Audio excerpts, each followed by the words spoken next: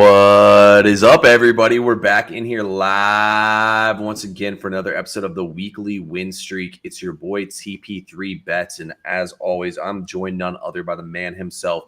What up, bro? How we doing today, my boy? We're living. 1 day closer to college football playoffs, 1 day closer to the weekend. Actually, back-to-back winning days, even though yesterday was way more anticlimactical than I wanted it to be. But how about you? Well, what happened at the end of your day? Oh, dude, we had a perfect sweep going. Perfect sweep. Everything was great. All I needed was UCLA money line, and I had 1.5 units on that, and then I put a full unit on a parlay, and I was going to win.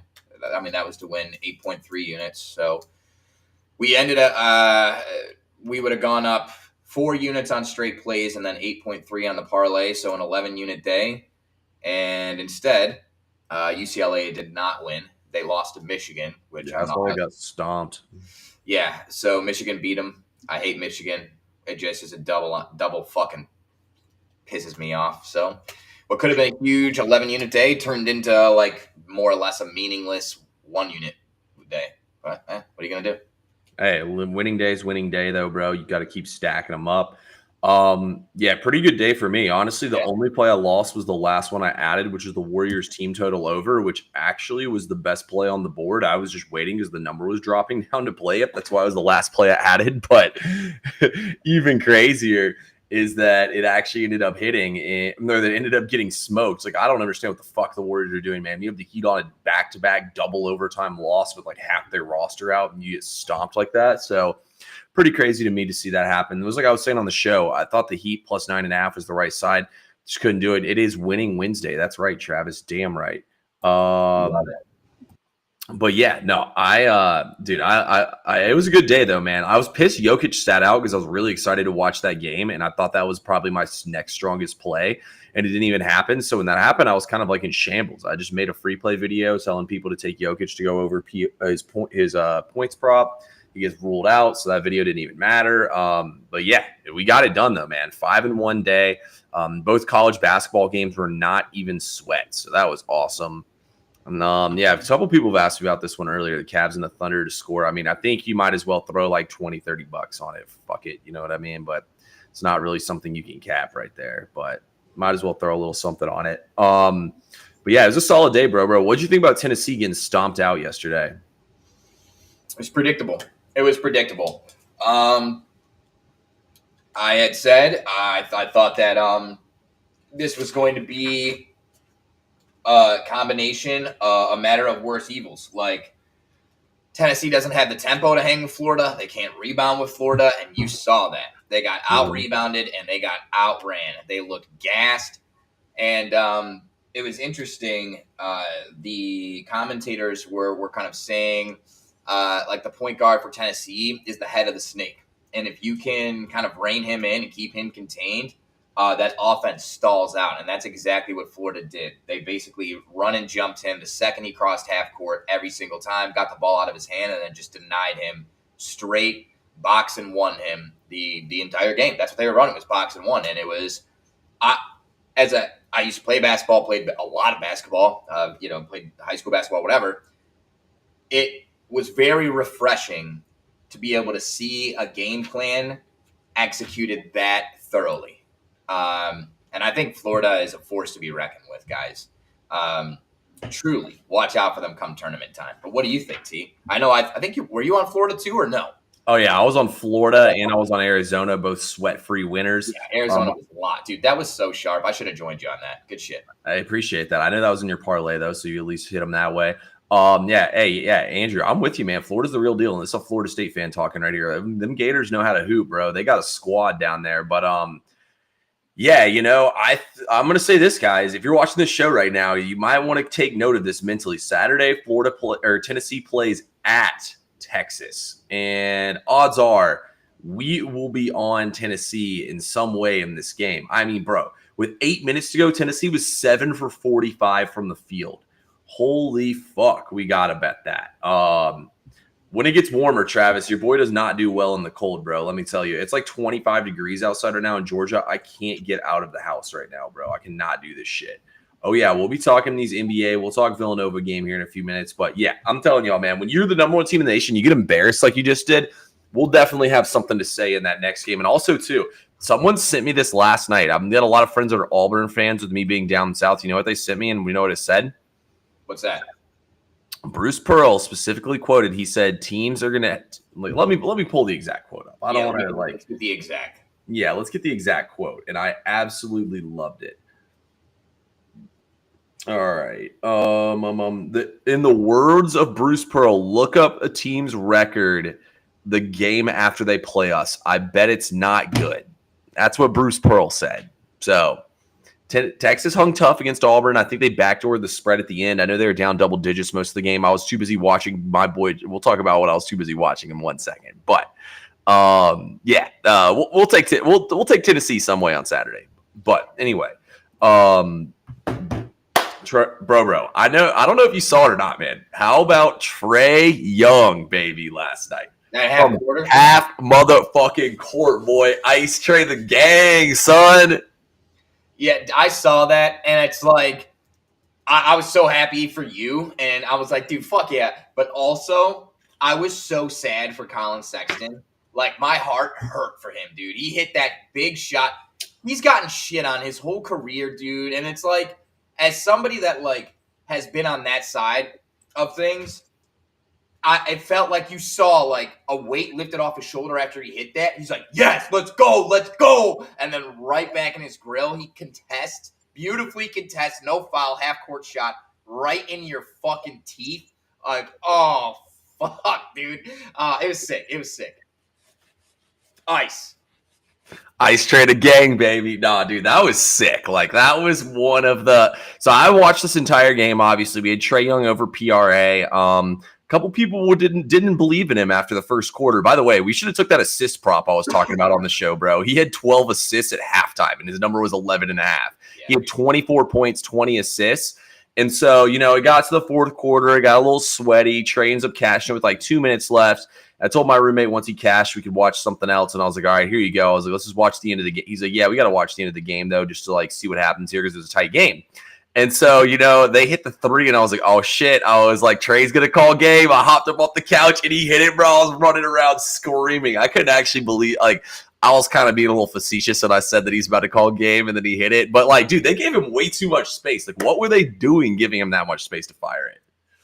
Wait, it's half court. More than half court. He was standing at half court. Yeah. You got to guard him at half court, I guess, man. Fuck. Yeah, don't keep Jimmy Butler away from my team. We do not want Jimmy Butler anywhere. Bro can have Jimmy Butler. But anyway, guys, we have a huge game tonight in the NBA. We have huge games tonight in college basketball. What are we talking about first, bro? The floor is yours. We going CBB or we going NBA first? How many plays in the NBA do you have? I have 5 plays in the NBA, but I'm gonna give out 2. 2. And how many in college basketball? Okay. I'm very low volume in college basketball. No, that's fair. Let's why don't we start NBA? All right, let's do it. Yeah, we'll start NBA. Because it's a little bit of a fun content here. There's a lot of great games out there. We'll definitely get to a play. The play is going to be in the Cavaliers Thunder game. I think everybody is really looking forward to that game. Outside of that game, another game that I'd like to talk about, I don't have a play in it, but I just thought it was really interesting. And maybe, guys, this is like a teaching moment for you guys. T and I were talking about this earlier. Basically, any player prop, if you would have took it early enough in the morning or even last night when the lines opened, any player prop points over in the Chicago game tonight, the Chicago Pacers game, is like fucking money in the bank. Like, neither of these teams play a lick of defense. Neither of these teams do a good job controlling the boards. Like, this is going to be an open gym score fest. Unfortunately, I really liked Zach LaVine points over. It was steamed 2.5, 3 points higher than it normally is. Same thing with Vucevic. Vucevic was 2.5 points higher than it normally is for just his points. And his PRA, which had been something really, really solid at the beginning of the year when it was like 34, 35. Now he's like flirting with 40, and I just can't fuck with that. So, important to note, though, high team totals and player props Really good correlation. T, I may have just set you up beautifully. I don't know for sure. But is there anything that you have to say about that or other correlation between team totals and player props? And do you have a play in this game? I just hit the 3 in the corner right there, bro. Bro set me up perfectly. Oh, Yeah, no, we definitely got to play in this game, and I think you hit the nail on the head with all that. The high total games, great spot to take player props, and I mean, like you said, last night I was looking at. So usually, guys, at night I try to look at the games for the next day, so I can like have the juices flowing, sleep on it a little bit, try to like think about what that I really want to look into betting. And so I looked at the lines, and I was like, there's gonna be a lot of points in this game, but I'm gonna go I was like, I like the Bulls offensive matchup a little bit more. I was like, all right, let's go with Zach LaVine. I've been looking into Zach LaVine props a little bit lately, and he's been playing a lot better, but he's at 27.5, like Brobo said. Vucevic steamed up. Well, he's been balling out. He's gone over in 5 out of his last 6 games of this number alone, and his number is the exact same it's been in the last 3 games, is Kobe White. Kobe White is hooping right now, and the total in this game is 242.5, and his total is only 19.5 points. I mean, his points, rebounds, assists, not a terrible look, but I'd rather just rely on him to score. I think Kobe White will go off in this game tonight, so I'm going to take him to go over his points prop tonight. I think he's going to get at least 25 points here in this game. I think this is something we can cash in the second or third quarter. Also, Jaden Hardy, points, rebounds, and assists hit with like 9 minutes to go in the third quarter. It was awesome. don't you love those? Sweat free. I was like Bobby Portis the other day. Like, there was 4 minutes left in the first quarter. He had 0. I'm like, you got to be kidding me. Come on, crazy eyes. I come back. There's like 5 minutes left in the second quarter. Cashed. Oh, that was on Tuesday? Yeah, dude. I don't know. Monday, I mean? Monday. Yeah. I was watching that game because I had Dame over points. Yeah, he hit like 4 threes in the second quarter. Yeah, dude. He was just whoop, whoop, whoop. I'm like, oh, shit. Let's go. But really, really, really like that play. And guys, you already know. TP3 is the NBA guy. But I tell you what, if you don't have a notebook taking notes while you're sitting here watching him talk and make yourself some money just off the trends that he's giving you, you're doing yourself a disservice. I'm serious. I probably won 10 to 15, maybe 20% more of my bets in the NBA just from taking notes from what he's telling us and applying it to other games. So guys, take notes. The professor is teaching. He's teaching here. You're too kind, bro. You're too kind. But other than that, guys, we have a great game tonight between the Bucks and the Spurs. I do have a play on SoBet in that game. See if there's any other interesting games you should talk about before we talk about the big one on the slate, and then we can go to college basketball. Apparently, there's 59 games today in college basketball. I did think the Wizards and 76ers was interesting. The thing is, Embiid's not playing, which is kind of BS, but like the Wizards been throttled historically by the 76ers on a consistent basis. I mean, the Wizards' whole team is basically out right now. I mean, they're playing a skeleton crew. I don't hate 76ers team total over or something like that. Not something I'm really interested in touching, though. Pistons are -9. They opened at 6.5. No values left there. But, I mean, other than that, there's still some pretty solid games on the slate. So we'll go to the Oklahoma City-Cleveland game. Obviously, this is what everyone wants to hear about. The two best teams in the NBA facing off. I believe one team's on a 15-game win streak and the other team's on a 10-game win streak. The total in this game is 230.5. Cleveland is a 2.5-point favorite at the crib. Bro, you want to tell us why you think your boys can win tonight? Yeah, absolutely. And listen, let me give a brief disclaimer. I do love this play, but I'm a degenerate, and I'm sitting here and thinking about it. I'm like, fuck, I'm definitely watching this game. There's no way I'm not having skin on it, and there's no way I'm betting against my boys. So I'm cornered. I'm fucking cornered. But I like the Cavs on the money line. I don't mind, especially from a juice standpoint, because that's a 1.5 unit play for me because it's -142. I think if you do a -2.5, it's like -110 or -108 even. So probably more appropriate in terms of bankroll management if you like the Cavs to just take them on the spread. But that said, here's something I found really interesting. Not only are the Cavs 18-1 at home this year, which is just a trend I don't want to go against. And if I'm wrong, I'm wrong. Like, so be it. The trend is going to end eventually, but I can't bet against it. The thing that I think is interesting, without Chet Holmgren, they don't have a presence down low to attract attention from Mobley and Allen away from SGA. SGA is an outstanding player, a phenomenal player. But I was doing a lot of research and data into his shot charts today and his usage charts. A lot of his shots are from high post extended and in the 2-point area in ISO situations or driving to the basket, right? Yeah, he does shoot threes, but comparably speaking to like a lot of these other big name stars like Ant Edwards and Donovan Mitchell and all these guys, he's not shooting threes to that same extent in volume. I think that really does benefit the Cavaliers in a couple of ways. One, Isaac Okoro should be back tonight. He's a really good defensive player. Two, you have Jared Allen and Evan Mobley, who, again, are really good rim protectors and defenders. And if they don't have really somebody that's going to stretch the floor and call their attention, I think it's going to help them a lot when they're able to hedge on screens. They're able to help a little bit, step up on these shots. I like the Cavs. If you told me this was a playoff game and this was in Oklahoma City, different story. I just think Cleveland at home right now is a beast that I don't want to mess with. So I'm taking the Cavs. T, I know we're on opposite sides here, so hit me with your best shot. Tell me why the Thunder could potentially take it from my guys today. Yeah, look, you look at the strength of schedule right now. Oklahoma City has played a top 8 schedule in the league. On the flip side of things, Cleveland has played the easiest schedule in the entire NBA. I honestly don't think the Eastern Conference is really that great outside of Boston. I think like Philadelphia doesn't even have their MVP player playing. New York, not that great of a team either. Damn, we got these motherfuckers in the Discord spamming about their bets right now, of course. I see that. Yeah, I'm about to kick this motherfucker out real quick. Adios, amigo. Sayonara, muchacho. Anyway, back to what we were talking about. But yeah, so first of all, the schedule is way too easy in my opinion here for Cleveland. I think the much harder schedule has been played so far by Oklahoma City. And you just look at Oklahoma City. They've been a dog one time all season long. And what happened in that game? Oklahoma City won the game. And not only did they win the game, they kicked ass in that game too. Like, I think Oklahoma City is going to go off in this game today. I think that they are the best team in the NBA for a reason. I picked them to win the title before the season started. So yeah, I like Oklahoma City quite a good bit in this game tonight.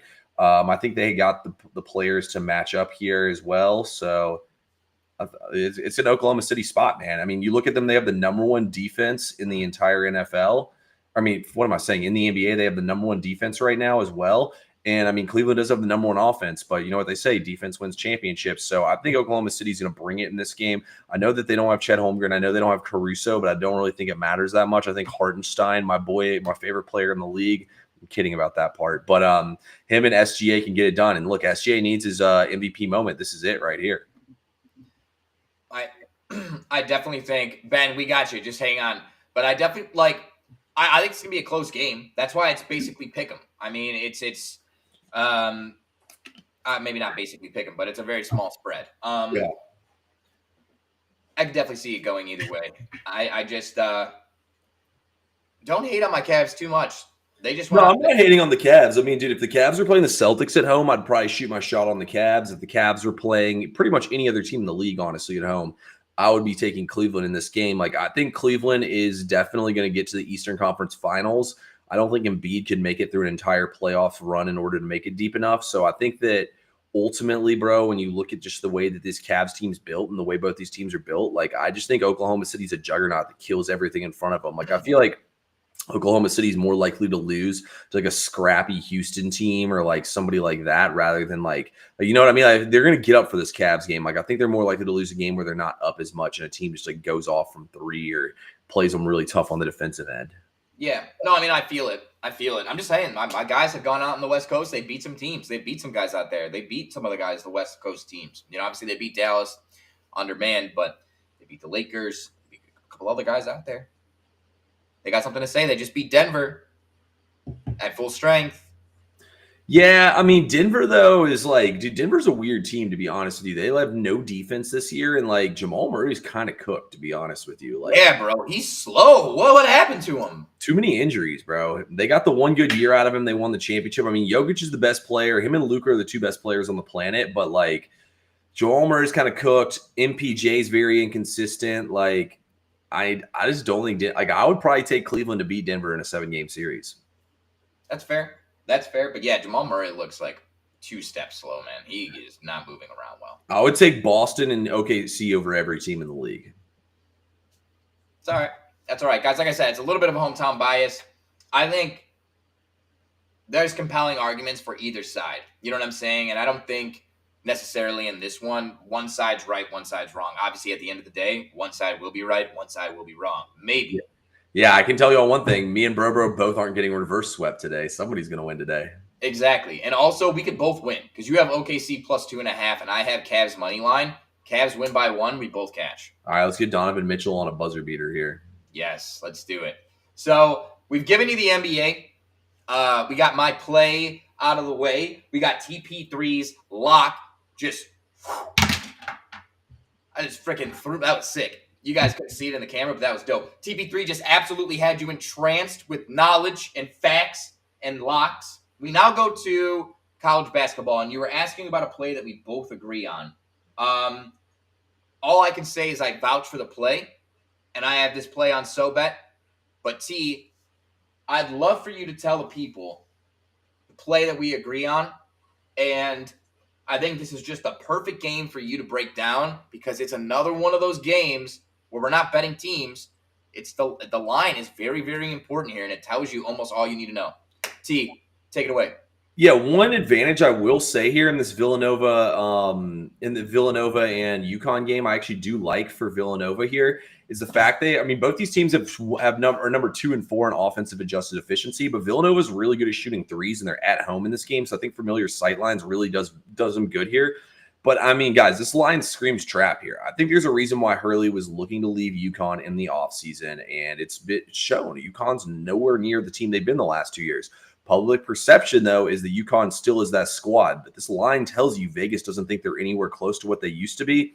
When I look at these two teams, I think Villanova is definitely, they're definitely not as good as the Jay Wright Villanova teams. But they're still definitely a formidable team here.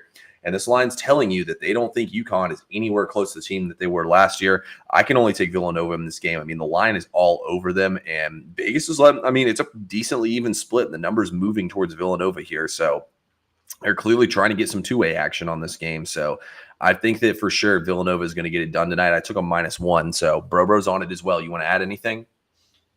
Well, yeah, I just think it's important to this is like one of the easiest tricks of college basketball capping. If it doesn't make sense, if you're looking at this and you're saying, what the fuck? How are they the favorite? Bet them. Bet them. Almost every single time, bet them.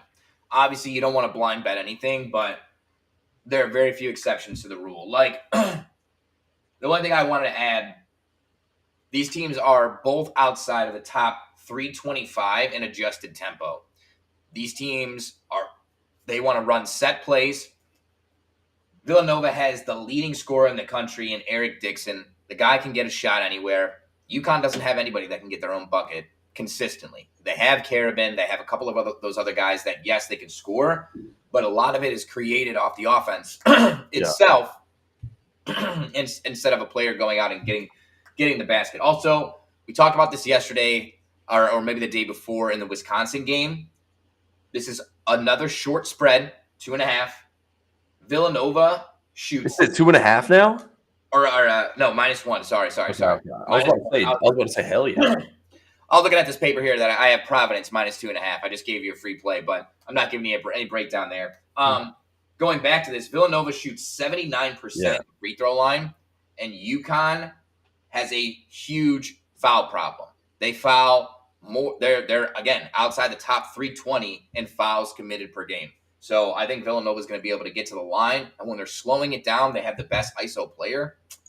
I like Villanova a lot here too. We move on to another play that I really, really like, guys. And there's a couple of different ways you can play this. We're going to go to the Alabama-South Carolina game. And I know we talked about a very similar game yesterday. We were looking at Iowa State. a little bit of a longer spread at 17.5. This is only 10. But I think it's really an indication of confidence in a team when you see a double-digit spread on the road as a favorite. That's substantial, especially when we're talking about in conference. Okay, South Carolina, a lot of especially public bettors remember their run last year with DJ Burns. They had a star point guard as well. I just, for whatever reason, cannot remember his name. I couldn't remember when we were talking about it earlier. Still can't. He's not there either. Here's the deal. South Carolina has played 4 top 75 teams: Xavier, Indiana, Mississippi State, and Clemson. They've given up 87, 85, 85, 88. So even though their defensive numbers and stats say that they average 67.3 points per game allowed, they are giving up tons of points to good teams. Okay, they just haven't played anyone. Alabama is the number 1 scoring team in the country, and they're averaging 91 points per game. They just scored 107 points on Oklahoma, who's only giving up 3 points per game more than South Carolina a game. I don't think this game is going to be any close. I have Alabama minus 10, Alabama team total over 83.5. Both of them. Love them both. Yeah, I like that look a lot. Honestly, I looked at this game, thought about taking the over. I did look at Alabama a little bit as well. Yeah, I think Bro hit the nail on the head, honestly. I just can't get out of my head. A couple of years ago, it's one of the best Alabama teams they have, and then Brandon Miller went to South Carolina as like 19-point favorites and almost lost outright. So, but I mean, the game still went over the total. So, I don't know. This Alabama team's different. I think Bro's got the right play there. I think team total is a really sharp way to play it. Y'all see me do this a lot of times too with teams where I just go team total instead of taking a side, and I think they're just going to score a ton of points. So he did a good job isolating the edge in that game. Another game I thought was pretty interesting today in college basketball was Arkansas minus 3.5. I looked into this one pretty heavily. Arkansas just got kind of busted in their last game, so it feels like a good bounce back spot for them at home. Ole Miss is a really physical basketball team. They're not like an insanely efficient and effective offense. So I felt like Arkansas minus 3.5 is probably a pretty good bounce back spot for them. But I don't know. What do you think about that game? Yeah, no, I agree. I agree. It's another situation where you see Ole Miss. I think they're ranked 23rd in the nation. That number next to their name is such a tricky, sneaky little fucking devious thing that Vegas does. If you're not in the top 10, that number doesn't fucking matter. I agree. You know what I'm saying? And even sometimes in the top 10, it doesn't matter. It's arbitrary. These are just old guys that are not even watching all these games, making up these fucking rankings based off of what the computers say. Yeah. So I like that play a lot. You got a fast-paced team, tough team on a bounce back. I like it. And if at the end of the show I got a parlay I'll give away.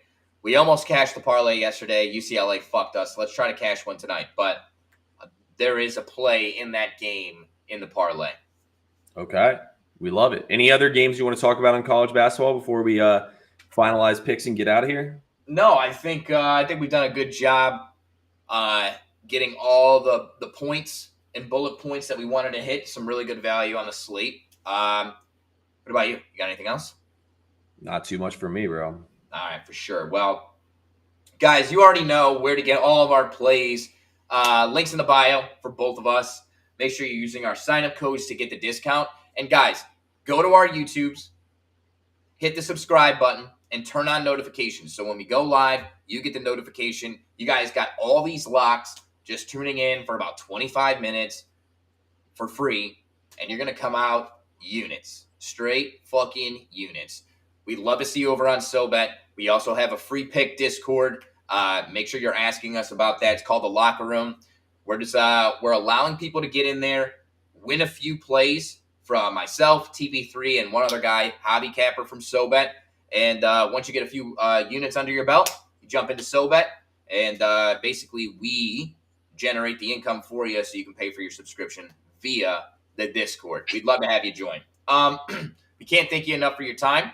Hope you guys are having a great week, and thanks for tuning in. The parlay of the day. We talked about the Arkansas game. I love it.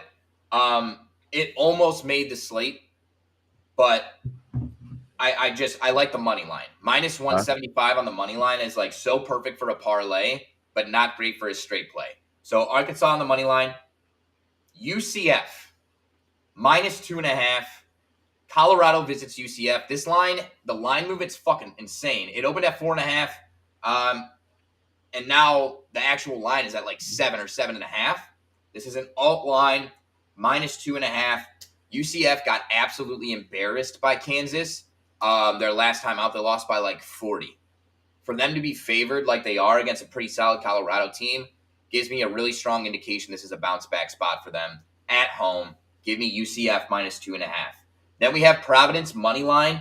I've been on Butler's ass all year, and I will not stop. They fucking suck. They're soft. They're shite. Providence is super, super physical. They also have their best player back from injury, and people are not talking about this kid enough. Bryce Hopkins is fucking legit. He's 6'7". He's got a long wingspan. He's tall, athletic. He's averaging 17.4 points per game, 7 rebounds, 3 assists. This dude is legit. He's back in the starting lineup tonight, so we like Providence on the money line. And last but not least, Illinois minus 4.5. Penn State has only played 2 road games, and they haven't looked good in either one.